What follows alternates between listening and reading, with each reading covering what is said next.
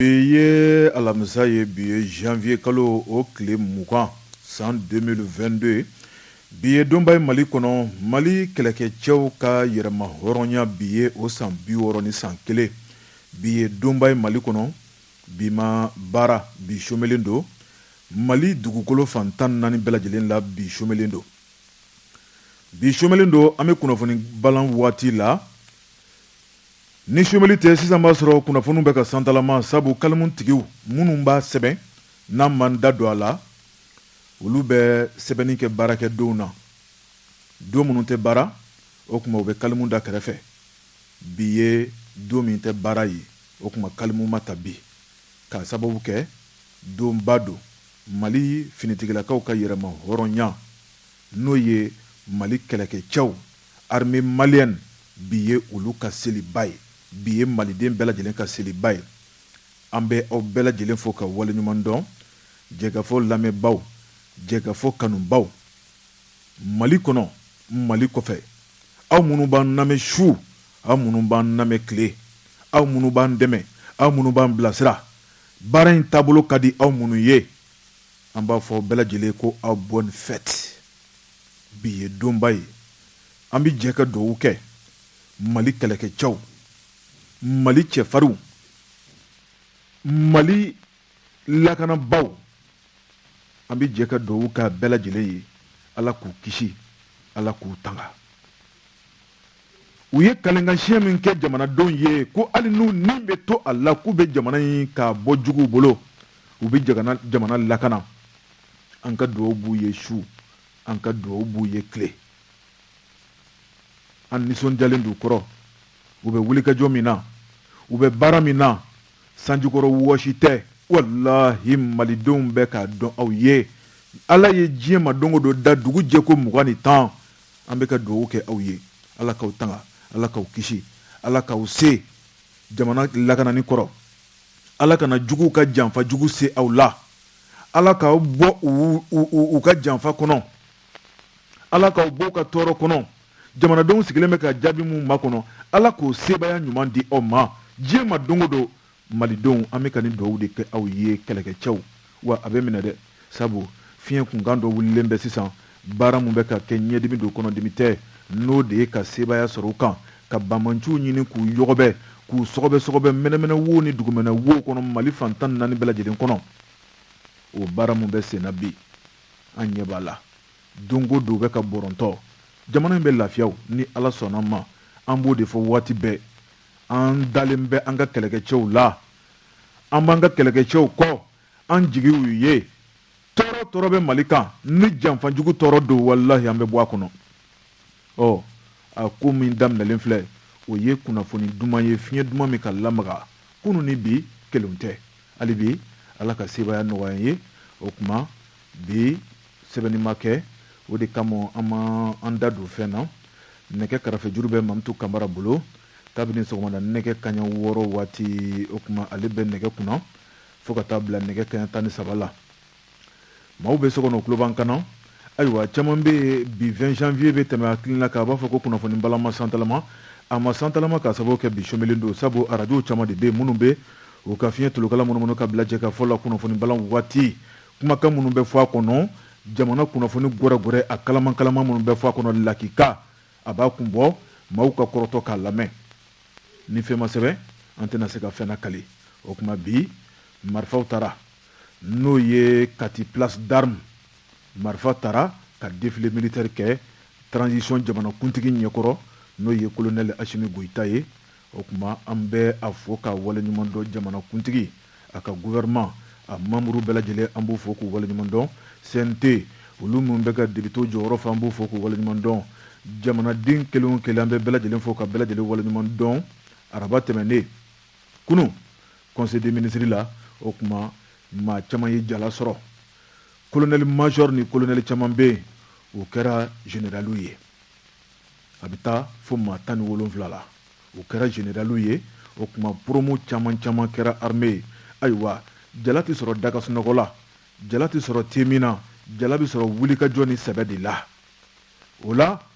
jarasɔrɔlaw la an bɛ foli ani ta ni ka gendarmerie ale directeur général colonel major kun don kunu o ti fɔ a ma bilen dɛ n'o ye général de brigade Samu Mengoro Jakite. Colonel major kun don o kun ye kunu ye ayiwa o ti fɔ a ma bilen sabu a ka sɛbɛ a ka wulikajɔ a ka jamana kanu a ka baara kanu a ka baara nisɔndiya a ka baara wulikajɔ jɔyɔrɔ min kalifara la o jɔyɔrɔ in k'o k'a kɛcogo la jiginna yɔrɔ kana sɔrɔ gendarmew sigilen bɛ ka min makɔnɔ k'o baara k'a kɛcogo la gendarmew ka kunkilenna u ka taabolo u jɔyɔrɔ jamana lakanako la général de brigade Samu Mengoro Jakite a y'o jɔyɔrɔ fa o de kɔnɔ a yera 20 janvier okumu kɔnɔna la jala min taara ka di kɛlɛkɛcɛw ma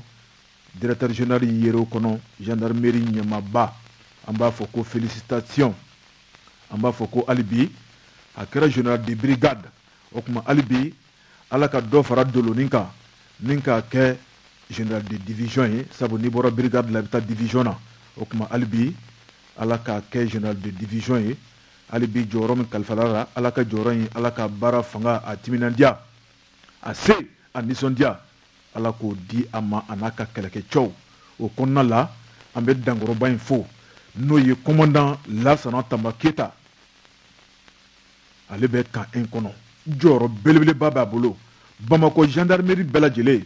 ani Bamakɔ dafɛ dugu commune fɛn fɛn bɛ yen o bɛɛ lajɛlen gendarmerie ɲɛmayasoba de ye ale ye a ka jabala o de bɛ kan 1 kɔnɔna la nin waati la gendarmerie ɲɛmayaso y'a bila ka taa kalan na Maroc kalan in dɔɔnin kɛra la a bɛ Maroc a bɛ kalan na ni kalan kuncɛra a taara dɔnniya mun ɲini l'écoliso belebeleba dɔ bɛ yen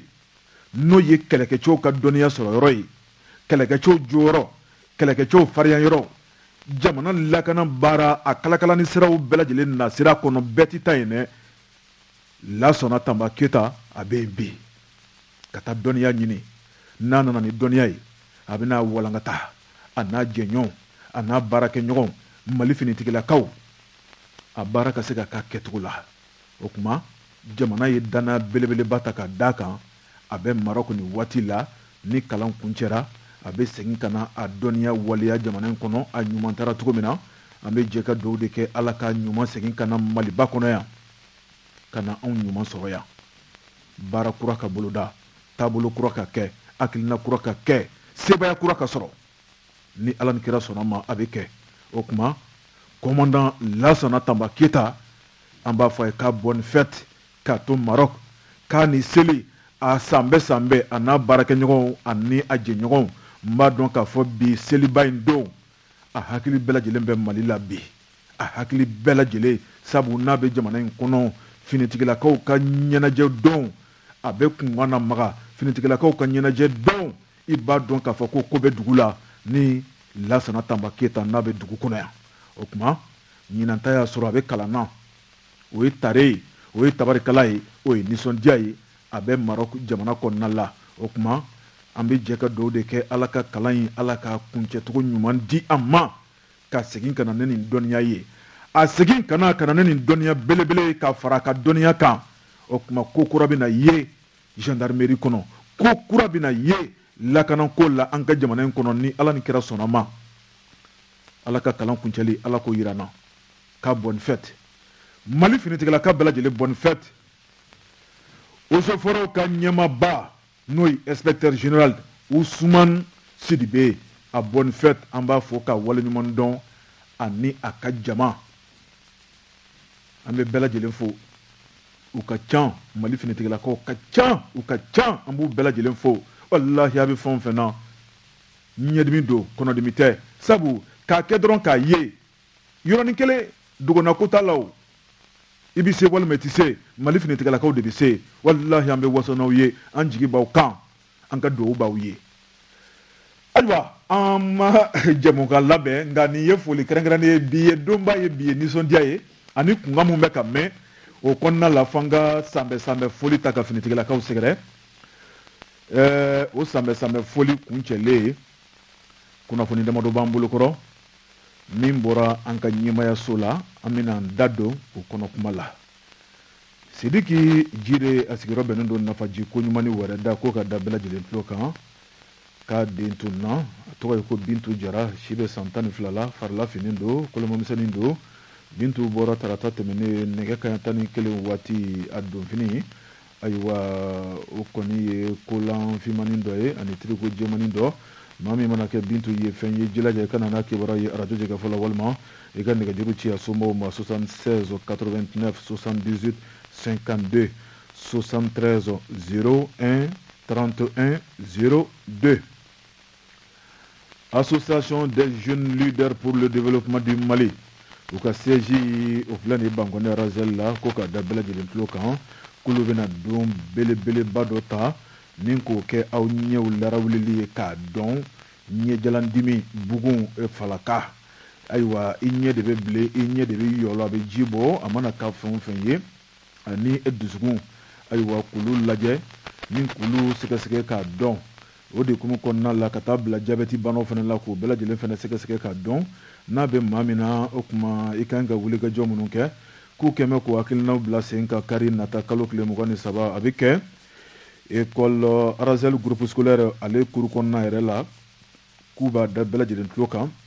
baara in nafa kama a bonya kama wele bilalen bɛ Bangonikaw commune 1 na jama commune 2 a mana kɛ maa o maa n'i ye kibaruya in mɛn ko wele bilalen b'aw bɛɛ lajɛlen ma sabu fufalaki don wari bɔta a la maa min ayiwa min kɔni ye ka se kɛnɛ kɔnɔna la ko o ye sɔgɔmada nɛgɛ kaɲɛ 7 sanga 30 a bɛ daminɛ o la ni ka kuncɛ nɛgɛ kaɲɛ 15 sanga 30 kari nata janvier kalo o tile 23 Bangoni Arazel école publique ale kuru kɔnɔna la Ustazo Hamadou Etankara ayiwa o kuncɛra ka ban radio jigafɔ ɲɛmaa so ko ka da bɛɛ lajɛlen tulo kan ko saki giriman belebele dɔ b'an bolo kɔrɔ yan a bɛ tile 2 nin bɔ taxitigi dɔ nana d'an ma ko dɔ ka saki belebele tora kun ayiwa anw fana wajibiyara ka kunnafoni lase sakitigi ka ye saki in ye saki giriman ye jagokɛ minɛn don ko fɔ ka nɔgɔ bɔ a la jagokɛla dɔ ka minɛn don fɛn caman b'a kɔnɔ finiw ni fɛn caman ayiwa fɛn mun b'a kɔnɔ a ka ca ni sakitigi nana ale bolo min y'a bila a kɔnɔ ayiwa fɛn minnu b'a kɔnɔ a bɛna da don a bɛɛ la k'a ɲɛfɔ anw ye n'a y'a bɛɛ sɔrɔ an b'a dɔn k'a fɔ a tigi ta y'a ta ye an bɛ sɔrɔ k'a ka saki ta k'a d'a ma saki a ka girin dɛ a musaka ka girin fɛn ɲɛnamaw b'a kɔnɔ fɛn valemaw b'a kɔnɔ o tuma a ye kibaruya lase ɲɔgɔn ma saki nana di an ma yan kabini sibiri don ni sakitigi tulo b'an kana ko saki in kɔnɔfɛnw nafaw ka bon sakitigi k'a jilaja a ka boli joona joona ka na a ka saki nɔfɛ ka kuma fɔ ka nɔgɔ bɔ a la maa minnu bɛ yen ni finiw ni fɛn wɛrɛ n'o ye jagokɛfɛnw ye n'o tɛ aw ka saki kɔnɔ o tuma aw sen t'a la a na kɛ jagokɛla dɔ ka saki ye sabu saki in kɔnɔ papiye dɔ nɔrɔlen bɛ a la a sɛbɛnnen b'o kan ko Bamako papiye mun bɛ nɔrɔ pankuru jigi kɛnɛ o sakiw la o kuma o papiye dɔ nɔrɔlen b'a la a na kɛ n'a tigi bɔtɔ kun don taama la a ye kibaruya lase ɲɔgɔn ma ni jagokɛla walima taamakɛla dɔ ka saki a tora taxi kɔnɔ ayiwa ko saki a b'an bolo kɔrɔ yan sakitigi k'i teliya a kana saki nɔfɛ sabu fɛn minnu b'a kɔnɔ a b'a kun bɔ a ka wuli joona joona association des menuisiers et constructeurs métalliques commune 1 o menuisiers n'o ye soudariw ye menuisier métallique soudariw ko aw ka san lajɛba aw welelen bɛ o kɛnɛ kan commune 1 de ko don aw ka jɛrɛjɛkulu o ɲɛmayaso ka welewelekan don ko k'a lase aw ma k'aw bɛɛ lajɛlen ka ɲɔgɔn ye sibiri don nin kalo in tile 22 o ye sinikɛnɛ ye nɛgɛ kaɲɛ 15 waati a bɛ kɛ lycée Filidabo Sisoko Dumanzana o kɛrɛfɛ lajɛso mun bɛ yen n'o ye centre multifonctionnel ye nɛgɛ kaɲɛ 15 15 heures yɔrɔ minnu don n'o ye Sikɔrɔni Bangoni Fajigila Korofina Nord Korofina Sud Dumanzana Sotiba Jelibugu Bolikasomugu o sudariw de ko don maa o maa k'e ye sudari ye aw bɛɛ lajɛlen welelen bɛ nin lajɛba in a kana se ka fɔ aw kɔ cogo min na communiqué tigɛ nɔ bila ye aw ka jɛrɛjɛkulu yɛrɛ ɲɛmayaso ye an y'o de fɔ an ye ko bi kunnafoni tɛ yen sɛbɛnni ma kɛ an tɛna fɛn lakale aw ye an nisɔndiyalen don an fari fununen don an sewalen don bi ye donba ye donba ni don tɔw tɛ kelen ye Mali finitigilakaw ka seli o y'an bɛɛ ka seli ye sabu anw bɛ daga sunɔgɔ fɛn fɛn kɛ aw de don an bɛ temi minnu kɛ aw de don an bɛ kuma minnu kɛ aw de don an bɛ barodasigi minnu kɛ an b'an ka nisɔndiya baara fɛn fɛn kɛ aw de b'an tɔnkɔrɔ koyi walahi n'an y'an munumunu cogo cogo an hakili bɛ jigin aw de la aw de kɛlen don ka karangedaw suwa aw de bɛ marifa de danbaw disi la aw tɛ sunɔgɔ aw tɛ jinkɔ aw jɛra nisɔndiyala baaraw bɛɛ lajɛlen kɔ ko jamana a b'a kisi a b'a tanga a b'a lakana hali ni aw ni bɛ to a la mun tora bilen minnu fatura jamana in lakanani la ala k'aw dayɔrɔ suma ala k'aw dayɔrɔ suma jamanakuntigi bi kati défilé militaire mun kɛra ye a ye maa caman bɛ yen a ye médaille di olu ma u su u somɔgɔw u taara médaille minɛ dɔw furumuso tun bɛ yen dɔw furukɛ tun bɛ yen ayiwa dɔw u kɔrɔkɛw tun bɛ yen dɔw balima o tuma médaille taara k'a di somɔgɔw ma k'u den a tora jamana lakanani la jamana kumabɔli la jamana tɛ se ka ɲinɛ o kɔ an hakili b'u la waati bɛɛ lajɛlen kɔnɔ walahi jamana tɛ se ka ɲinɛ o kɔ an bɛ dugawu la aw ye maa o maa bɛ yen k'a tora jamana lakanani la ala k'u bɛɛ lajɛlen dayɔrɔ suma yarabi ala kana kɛ nimisa ye ala kana kɛ nimisa ye fiyewu ala ka jamana in kisi ala ka jamana in bɔ o tuma an bɛ kɛnɛ to Mamutu bolo bi okumu kɔnɔna la finitigilakaw ka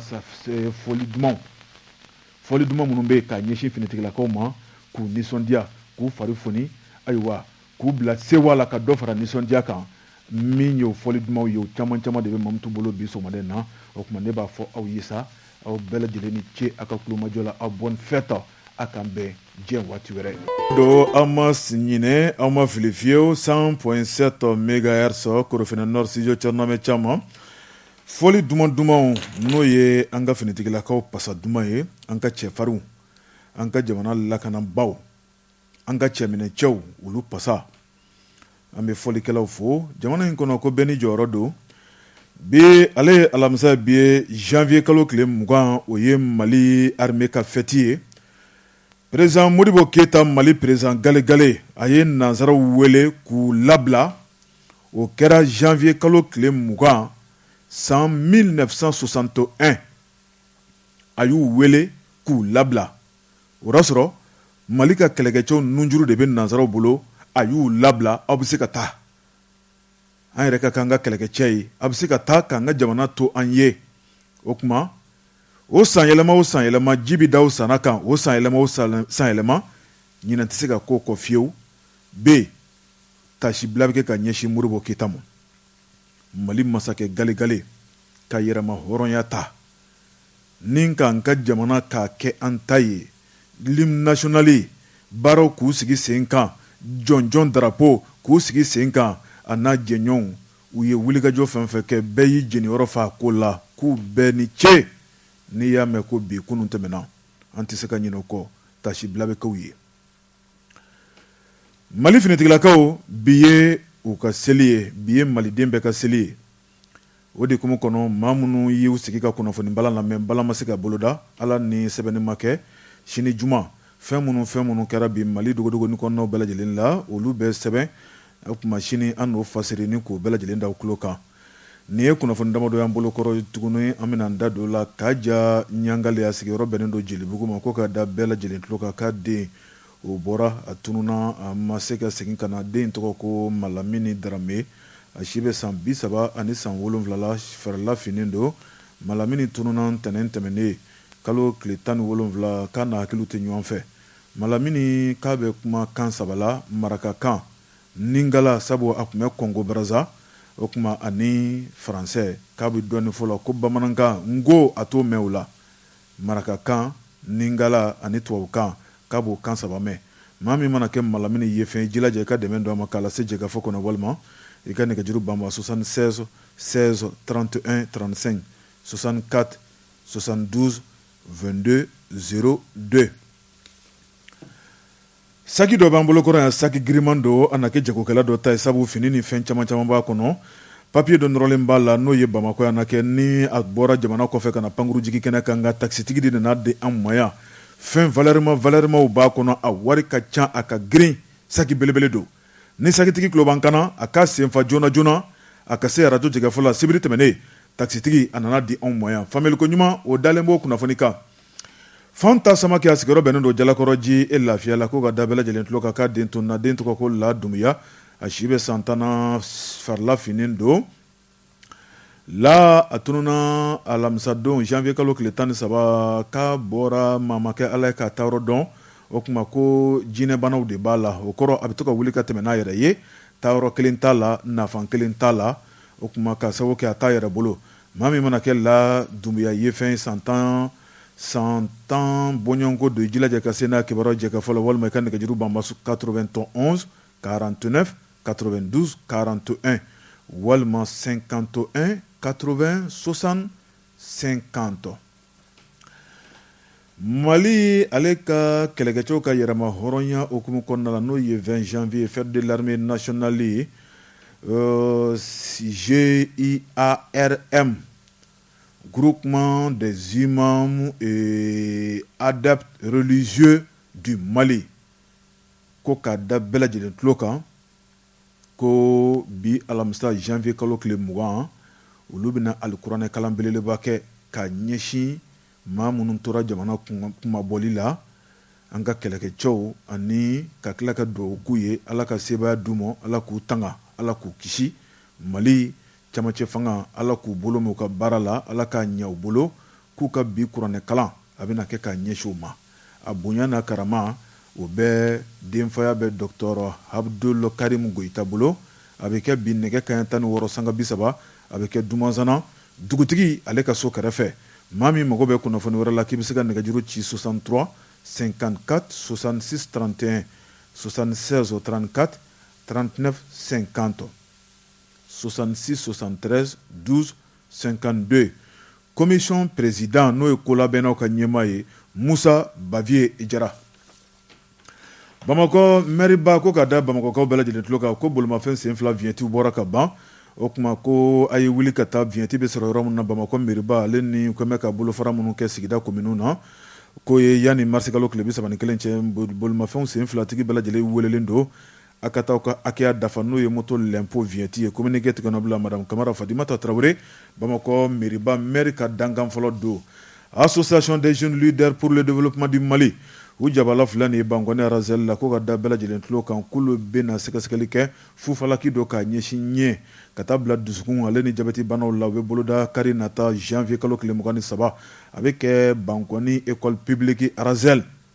o écoleso du kɔnɔna la o kuma k'u bɛ a daminɛ sɔgɔmada nɛgɛ kanɲɛ 7 sanga 30 ka taa bila nɛgɛ kanɲɛ 15 sanga 30 la ko bɛɛ lajɛlen welelen bɛ yen o kuma min ye médecin baw ye o kuma n'o ye ka ɲɛ larawuli ka lajɛ fu ka dusukun lajɛ fu ka jabɛti lajɛ fu o kuma ko wari bɔ t'a la bɛɛ lajɛlen welelen bɛ nin don in kama n'o ye kari nata ye Arazel commune 1 ale groupe public n'o ye école publique ye